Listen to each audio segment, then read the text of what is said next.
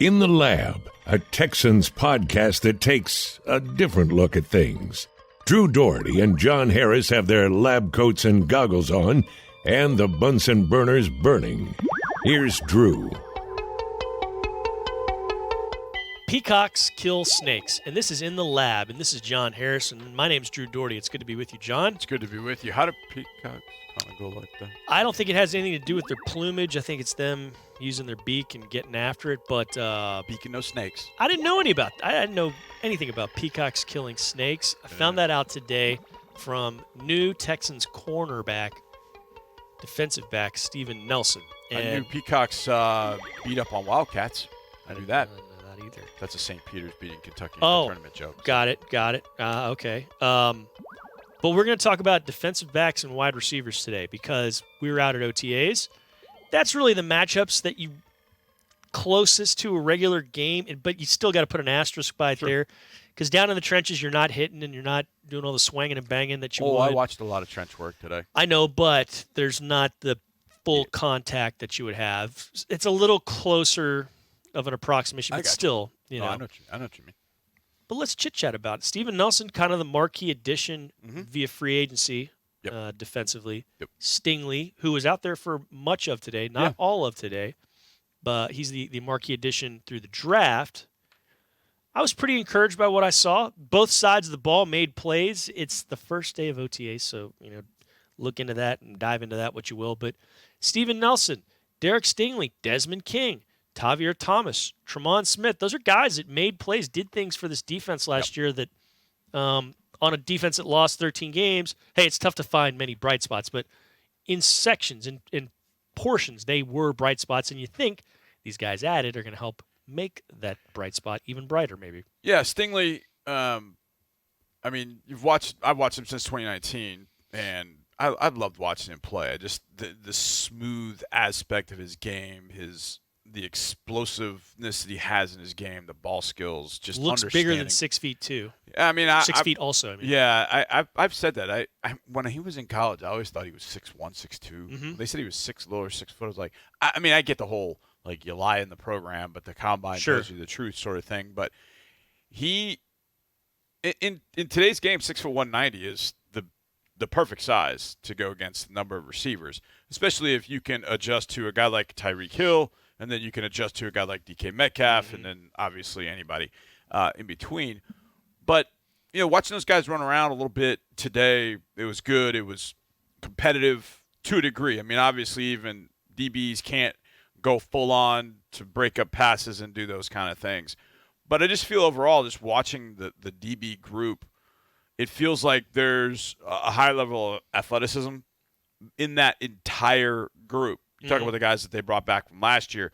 I think having a guy like Stingley, having a guy like Nelson allows Des King to play a position he's even more comfortable than he was outside, and that's stepping inside, playing the nickel. And he could do some of that. Tav played tremendously in the nickel spot. Jalen Petrie is able to do that. I'll tell you who I really like watching Jalen Petrie. I was a big fan of him coming out of Baylor. You and I did those mock drafts, mock simulations all the time. And I don't know how many of them that you and I both had Jalen Petrie going there at number 37. And I was glad to see the Texans were interested because he adds something different. Yeah. It's not salt and pepper. There's this different seasoning that's in there. You can't put your finger on it. It's like Tony Shastry's. Yeah, it's like you can't put your finger on it. It's a combination of a lot of different things, but it's really good. Yeah. And I really like it. One of my favorites guys on YouTube is this guy Matt at Meat Church. He does a thing. It's called Holy Voodoo, and it's like that. It's like I don't know what's all in that, and I use it on everything. Right. It's really good. So hopefully Jalen Petrie can be Holy Voodoo. You just brought up something. It seems like there's a surplus almost of guys who are capable of playing that nickel position. Sure. Aren't there? On this team at least? Yeah, I think there are, and obviously with injuries and whatever else that'll get chipped away at, sure. Yeah, I mean, I think it's kind of like the slot receiver position in some sense. I mean, I think this year probably more than any other year that I've ever been here. I remember one year there was Kiki UT and there was one other guy, and I thought, okay, these guys are going to kind of battle it out, and then neither one of them were really good. So I remember thinking at the time, okay, they'll get a slot receiver out of this, right? And then they really did. Yeah. So my hope is you do throw enough paint at the canvas that you'll find a guy. And the thing is, I thought Tapp did a great job. And Desmond, I thought, played well on the outside. There are going to be times where Desmond's not going to be the right guy on the outside because he's 5'10". But he's got a 38, 39-inch vertical or whatever it is so that he can challenge taller receivers. But just God-given traits, he's 5'10". So that's gonna hurt you at some point. Whereas Stingley's got a couple of inches. That's going to help him in that coverage. Steven Nelson is at least 5'11", maybe bordering on 6 foot. And Nelson's seen some things on the outside, and he's played majority of the outside. So I'm curious how that all will come together. And then corner, you mentioned corner as Stingley and Nelson being added to that fray, Petrie being added at safety. But how did the safety positions come together? Because last year at times it was Justin Reed and Lonnie Johnson, which was not a safety combination that really was successful. Justin Reed and Eric Murray were back there. There is an Eric Reed who's Justin's brother, but he just wasn't back there. But Justin Reed, Eric Murray, I thought that unit had some synergy. I really liked when Justin Reed was back there with Jonathan Owens and J.O. was coming back from the injury he had against San Francisco. But now you throw JP in the mix, Jalen Petrie in there with J.O. and Eric Murray is coming back, as Lovie Smith said on Tuesday, about some procedure, whatever. So he's kind of working his way back. But I look at that safety position, and I'm intrigued by the possibilities of what it could be. From what it was and some of the options we saw last year, obviously Justin moved to Kansas City. Lonnie's in Kansas City. He moved to corner at some point. But you got J.O. coming back, who I think there's a lot of untapped potential with. You got Jalen Petrie, who's a rookie who we already talked about. And I still think that Eric Murray plays good ball back there at safety. Just stuck at safety, or I should say when stuck you're not at safety. moving him around, Right, having him play exactly. out of he is the entire capable first of year playing, here. but it's not where he's best fit. It didn't help. Obviously, he gets his big contract, and Eric Murray, and then the first thing they do is instead of you're going to play safety and you're going to make that money, it was like, well, we paid you all this money, we're going to move you all around. It was like, the first year of a guy, I hate seeing a guy have to do that because I think that just erodes a guy's confidence. Like, okay, well, now I'm at the star, so I got to do this. Okay, well, now I'm back at safety, so I'm doing this. So if I rotate, they trade, I got to shift. Just let a guy play a position. Yeah. Let him play and see what he can do. Hey, and then on the flip side, am I dumb for being really excited? And almost, I hadn't forgotten, but it was a nice reminder seeing him out there today. Philip Dorsett. Yeah. He didn't get to play much with the Texans last year, but when he did, I mean, he was impactful. Mm-hmm. He did a good job for the Texans, and I thought he looked pretty nice today. And am I off base? No. Having some optimism there and thinking that he's going to be a nice addition because, man, it was really good seeing Brandon Cooks, and he is the lead dog. And we contend that he's, if not the most underrated, but one of the most underrated receivers in the entire game. Yeah. Great seeing him out there, but it was cool seeing Dorsett. He's a veteran. He's been around the block. He's somebody that I think Davis Mills had a nice little connection with at times. I think what happens with Brandon, and I thought about this a long time ago. I thought about Juwan Howard, and I'm going somewhere. Juwan was, I thought, a really good NBA player, but I think Juwan's legacy was that he was really good, but he kept getting traded. So I think the perception was, well, maybe he's not that good because he keeps getting traded. I think maybe that Brandon kind of fell into that in some sense. He was traded because teams wanted him. He got to Houston, and now he's been able to establish himself for the last couple of years. And he obviously had Sean. He's playing with 2020. He's playing with Davis last year. Now he's playing with Davis again.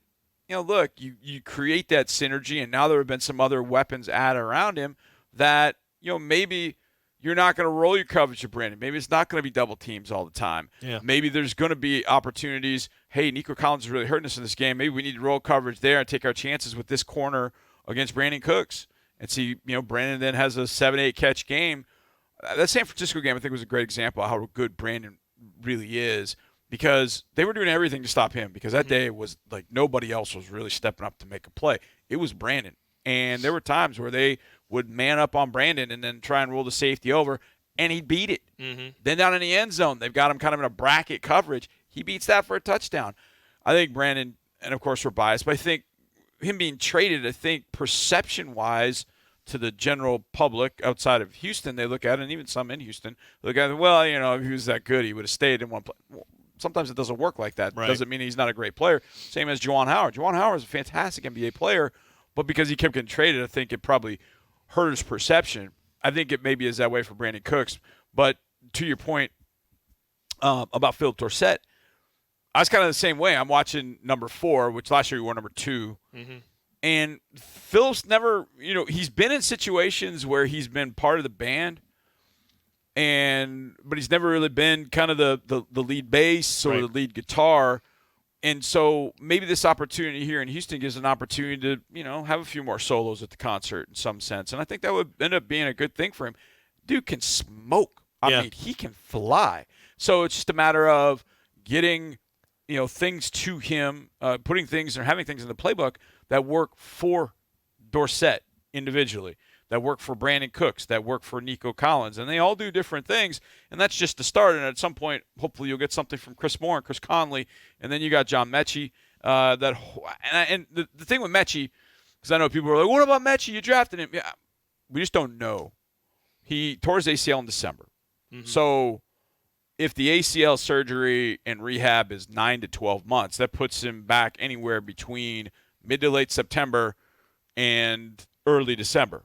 Now, come back in early December, you got probably 5-6 games left. You come back in September, you've got almost the whole season. Yeah. So that becomes interesting there as well. But I feel better about the group they have, and maybe a large part of that is because Philip Dorsett's in it, because he provides something that you just cannot coach, as they say. You can't coach speed.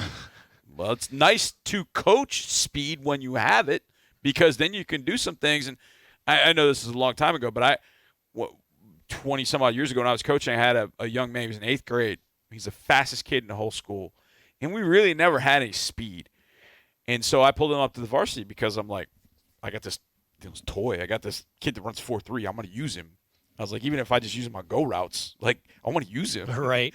And I did. I put him out wide, and he would be at wide receiver, and it was like, go route, man, go. And we did. We hit some bombs. We never had done that before. And all of a sudden we put him out there, and I was kind of like, this is kind of fun. Hey, can you do a hitch and go?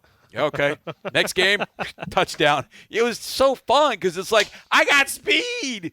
I was always slow, so it's like when you have speed and when you're matched up against a guy like that, and it was Jackson was a great example of that, and I can't remember who was matched up with him, but Dorsett, the ball's in the air, and Dorsett is pulling away. As Davis is throwing to the spot, Dorsett's pulling away and catching it clean. Yeah. And you're like, you didn't have other guys outside of Brandon that could do that. Mm-hmm. Well, now you have that with Philip, and hopefully he can stay healthy and find a nice role and find a nice fit here that he has probably been looking for a long time. And for the record on Metchi, he didn't really practice today, obviously, because of the knee. But Cooks, when he was asked about Metchi, Cooks kind of lit up and said really good things about him and said, oh, he's special. And he seems pretty enthused about what Metchi will be able to do once he does come on the field. And there's no timetable on that, as we heard Nick Caserio say after the draft. Because Metchi – doesn't need to be. Yeah, Metchi was like, I'll be ready July. And Caserio's like, hold on. You'll be ready when you're ready, right. And then you'll go out there. Which I think is you want to be. That's the approach. Yeah. You want to be very conservative with that, as far as getting him back, because you're in it for the long haul. You're not in it for September and October. Bingo. But you do want to win in September. Right? You do. Obviously, you're not going to sacrifice the future for it. And you want to get a rookie up to speed as much as you possibly can. I mean, the good thing is he has played in the SEC, so he's played some NFL defenses. Some of those guys probably took a pay cut coming from the SEC. Did I say that out loud? I mean, with all this NIL stuff, Hold those on guys. Now. Speaking of taking a pay cut jokes, one time I had a chance to talk on the phone with Hacksaw Jim Duggan. Yeah. The old wrestler. Yeah. Had a 2x4. Yeah, he was awesome. He was really cool. America. Yeah.